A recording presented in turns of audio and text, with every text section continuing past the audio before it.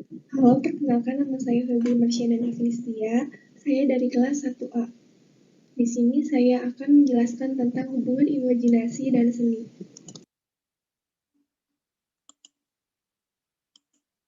Imajinasi dan seni. Bagi Jung, jiwa, imajinasi, dan seni saling berkaitan. Namun, jiwa dan imajinasi hampir tidak berperan dalam kritik seni kontemporer.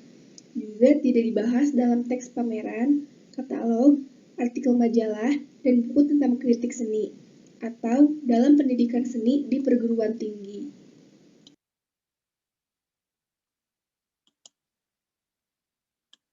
Kritik seni utama.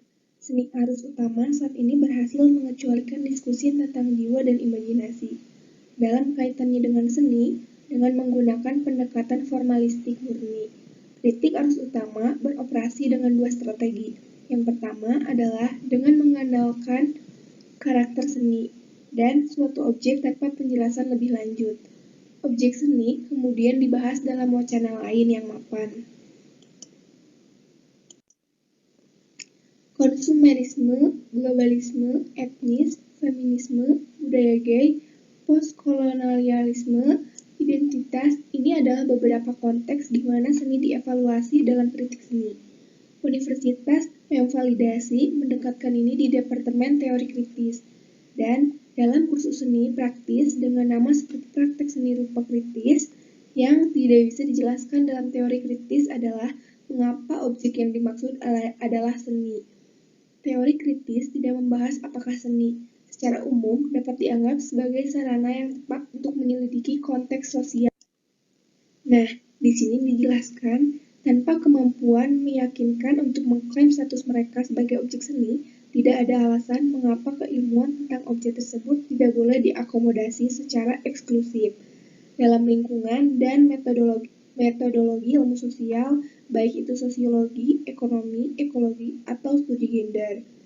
Legitimasi teori kritis sebagai disiplin akademik tersendiri bergantung pada legitimasi bahwa karya yang dibicarakannya adalah karya seni. Tidaklah cukup membiarkan pertanyaan ini tidak terjawab. Pendekatan lain untuk mengidentifikasi sebuah benda seni memang memberikan jawaban atas masalah pendefinisian seni. Teori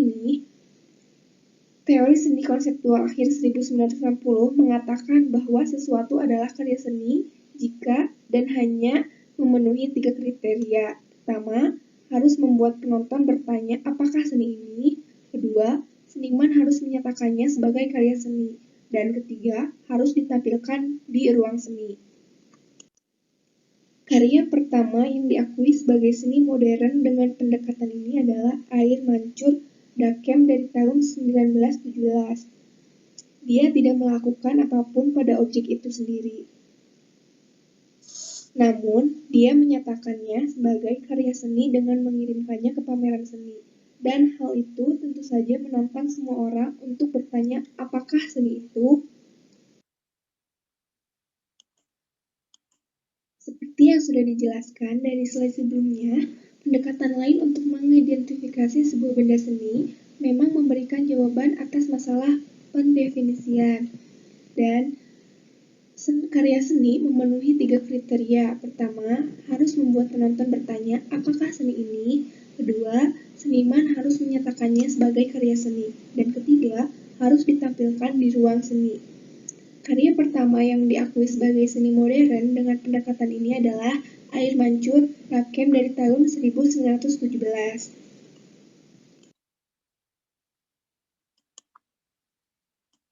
Pendekatan utama. Pada nilai nominal, pendekatan arus utama mendukung tuntutan politik dan sosial untuk inklusivitas dalam bidang seni.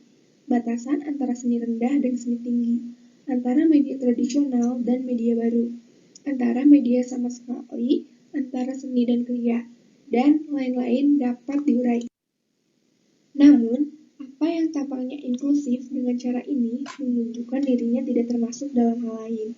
Setiap perdebatan substansif tentang apa yang dimaksud dengan seni dicegah, sementara semua jenis produk dapat dimasukkan dalam kanon seni. Diskusi rasional tentang apakah sesuatu itu seni telah dibatalkan secara grosir, ini sangat mempengaruhi posisi kurator dan kritikus seni. Pilihan mereka menjadi tidak terbantahkan. Tiap tantangan terhadap pilihan kritikus atau kurator tentu melegitimasi pilihan mereka, karena setiap penyelidikan atau tantangan terhadap koleksi karya seni, kritikus atau kurator secara bersamaan membuat karya tersebut dianggap sebagai karya seni. Lalu, akibatnya penonton tidak berdaya dalam mengungkapkan pandangannya secara terbuka. Apakah sesuatu yang disajikan dalam konteks seni adalah seni atau tidak? Tidak ada ruang publik baginya untuk mengambil keputusan sendiri daripada mengikuti otoritas. Dan masalahnya pun meluas ke penilaian tentang seni, yaitu pertanyaan tentang seni baik dan buruk. Siapapun yang mengklaim bahwa sesuatu adalah seni yang buruk tidak akan menemukan forum di mana debat semacam ini.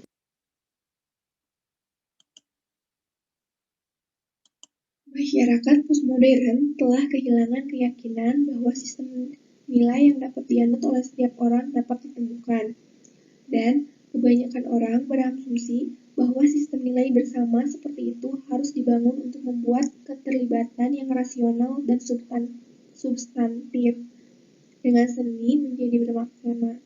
Karena masyarakat umum menginginkan kritik seni dan seni terus berlanjut, dan mereka percaya diskusi substansif tentang seni tidak mungkin terjadi tanpa nilai-nilai bersama. Pendekatan mainstream menyediakan wahana untuk menghindari perdebatan aktual tentang seni sambil tetap memungkinkan praktik seni dan pameran yang terjadi. Sifat murni formal dari pendekatan ini faktanya bahwa menutup perdebatan tentang apakah sesuatu itu seni membuat pendekatan arus utama menarik bagi masyarakat umum dan para ahli.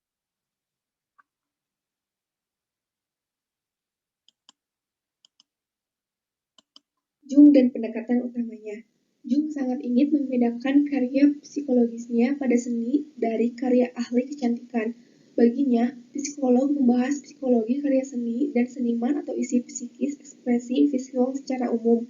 Di sisi lain, tugas estetika adalah memberikan jawaban atas pertanyaan tentang apa yang memenuhi syarat sebuah karya seni. Dalam pemahaman Jung, hal ini tergantung pada menjawab pertanyaan tentang apakah seni itu sendiri. Bagi Jung, disiplin akademis yang memiliki seni sebagai subjeknya terlibat secara substansial dengan pertanyaan tentang status seni. Dan tulisan-tulisannya mendahului asal mula pendekatan kritis seni arus utama. Dia tidak bisa membayangkan bahwa prosedur yang murni formalistik akan menggantikan perdebatan substantif tentang sifat dan kualitas karya seni.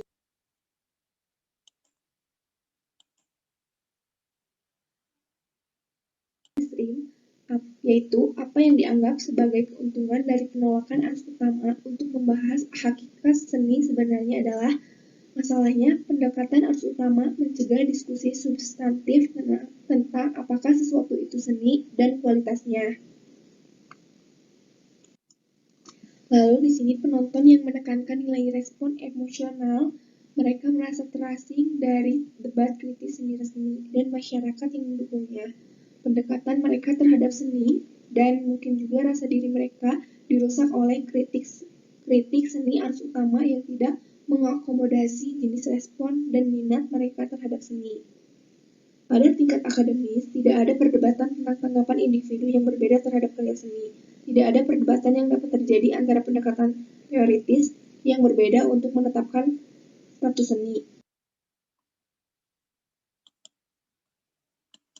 Fungsi sosial seni dalam istilah Jung seni for Jung mewakili proses diri regulasi dalam kehidupan bangsa dan zaman. Seni memiliki signifikansi sosial dan seni tidak dapat digantikan oleh bentuk ekspresi manusia lainnya. Hanya dalam karya seni yang hebat, kedalaman penyembuhan dan penembusan dari ketidaksadaran kolektif dapat dicapai. Dalam karya seni, kita memenuhi kebutuhan psikis masyarakat tempat dia tinggal. Ketidaksadaran kolektif muncul hanya dalam bentuk materi seni sebagai prinsip pengaturan yang membentuknya. Artinya, hanya dengan kesimpulan yang diambil dari karya yang telah selesai kita dapat merekonstruksi gambar purba asli kuno. Di sini adalah karya seni yang memungkinkan pemirsa untuk terbenam kembali dalam keadaan mistik partisipasi.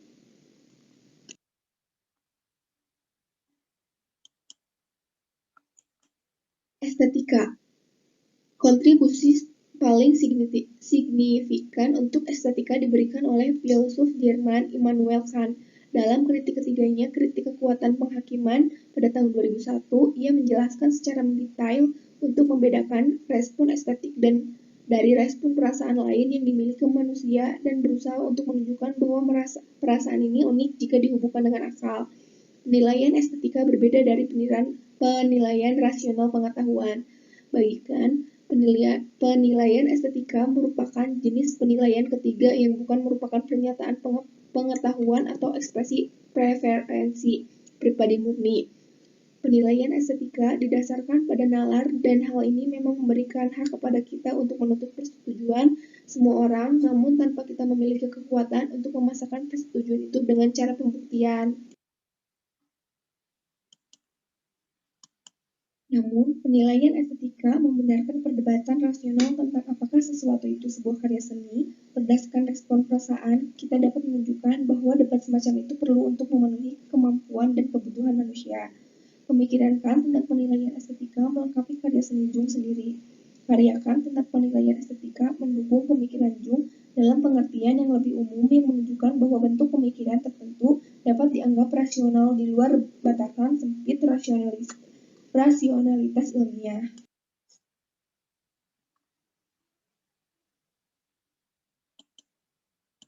Dan di sisi lain, penilaian estetika bukan sekadar pernyataan preferensi pribadi seperti kue ini enak.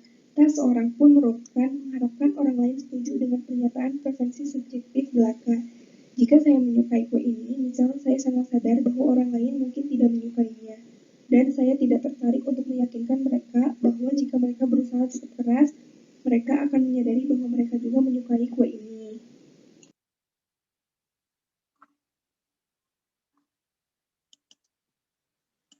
Kan kemudian mempertimbangkan apakah kita masuk akal dalam menuntut agar orang lain menyetujui pandangan kita tentang seni.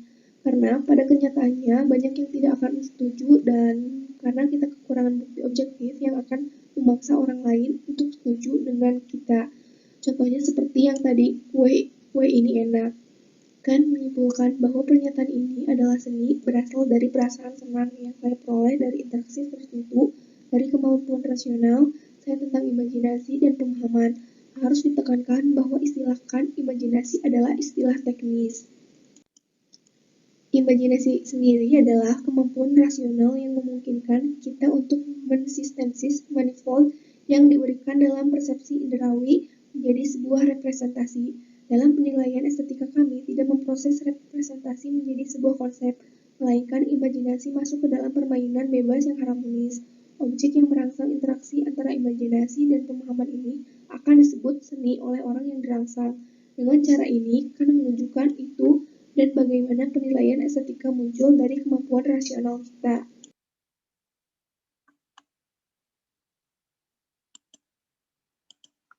Dan beberapa ahli teori seni kontemporer berusaha untuk memperkenalkan kembali estetika ke dalam debat seni saat ini. Dorongan utama Rally the Dove Vickers setelah Durkheim adalah untuk menggantikan kecukupan arus utama formalistik apakah seni ini. Michel Tucker dalam Dreaming with Open Eyes sangat kritis terhadap kritik seni arus utama pada tahun 1992. Pendekatan alternatifnya untuk seni beroperasi dalam kerangka Jung, ia menampilkan karya-karya yang menggerakkannya secara estetika yang ia anggap sebagai seni. Dia memperkenalkan kembali jiwa dan imajinasi sebagai faktor kunci dalam memeriksa terhadap seni sebagai seni. Untuk itu, ia mempromosikan karya seninya. Tucker adalah salah satu dari sedikit kritikus kontemporer yang menekankan fungsi sosial seni sebagai seni. Seni bagi dirinya berpotensi memberikan fungsi kolektif. Oleh karena itu, ia menegaskan bahwa seni harus diakui sebagai seni melalui respon perasaan estetik tertentu agar potensinya untuk menyembuhkan masyarakat. Yang terpenting, memvalidasi respon perasaan mengakui bahwa reaksi kita terhadap seni sebagai seni didasarkan pada perasaan dan bahwa perasaan ini tidak seperti yang lain. Memang justru karena jenis perasaan unik inilah seni juga tidak seperti bentuk ekspresi manusia lainnya. baik itu wacana ilmiah atau pertukaran verbal tentang preferensi pribadi belaka.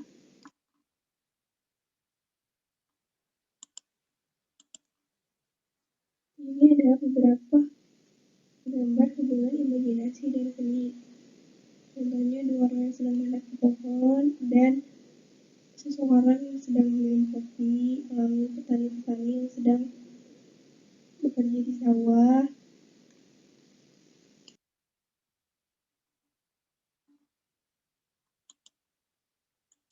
Mungkin segitu ya yang saya dapat jelaskan.